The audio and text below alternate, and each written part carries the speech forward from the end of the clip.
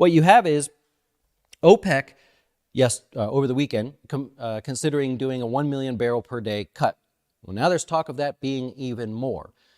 What's really going on there? This is going to be a bit of an advanced lesson. You may have to do some Googling here if you want to learn some more of this here, but they're trying to get investors back from the dollar, right? So if we just use an ETF and look at the UUP, see the money flowing out of the dollar? Where do you think it's going?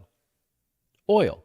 And now today we have confirmation that they are actually trying to suck those people out of the dollar and put it in oil, get some support in oil there. The reason that is the advanced part. Oil is what's known as being in backwardation.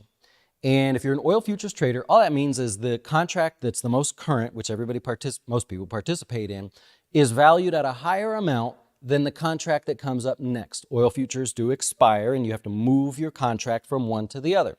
Well, if you're making a bet at something that costs $65 and time is up, you need to move that bet and you're moving it to something that costs $60, where'd the 5 go, right? You changed your bet. You had $65, let's just hypothetically, you had 65 committed, and now to continue the trade, you only need 60. That means you got to keep $5 whether you made a profit on that or not. Let's say price stayed flat. Well, what if time runs out there and you need to move it forward? And now you only have to pay 58. That's what backwardation is. It means that you're allowed to continue the trade past expiration and it doesn't cost you any money. So theoretically, think about this. We're going to talk a strategy here in just a second. I did some strategy stuff with you over the summer. Think about this.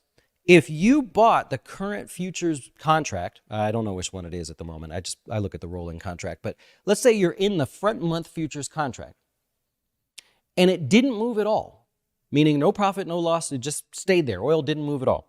That means when time's up and you roll it forward, you get a credit for moving your trade. And then let's say it didn't move again and you had to roll forward. You get another credit, we're assuming, you get another credit for holding the trade. Then you roll it again. You get another credit, another credit, another credit. Do you know that oil right now, if you hold the oil futures contract and just do that, do you know that that's an annualized return of 24% just by holding it? It can go up or down. It doesn't matter. You're making 24% whether you like it or not.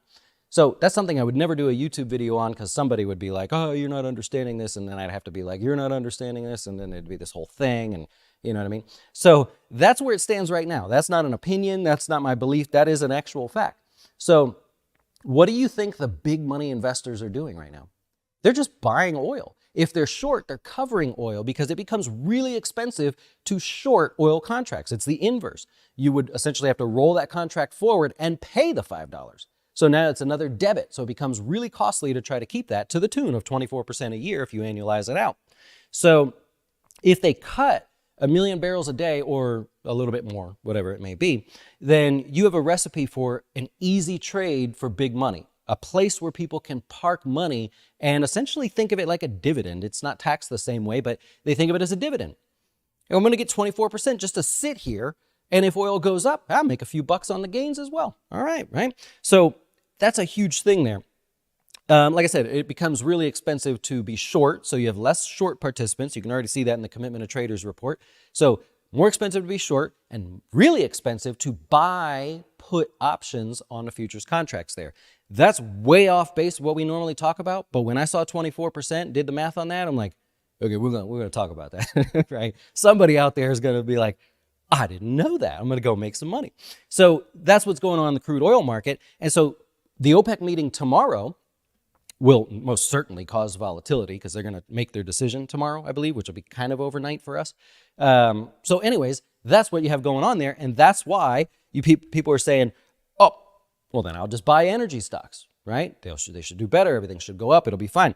That's why I'm buying the oil explorers, right? The different ETFs you can use, or saying, well, I'll take the 24%, just park some dollars there.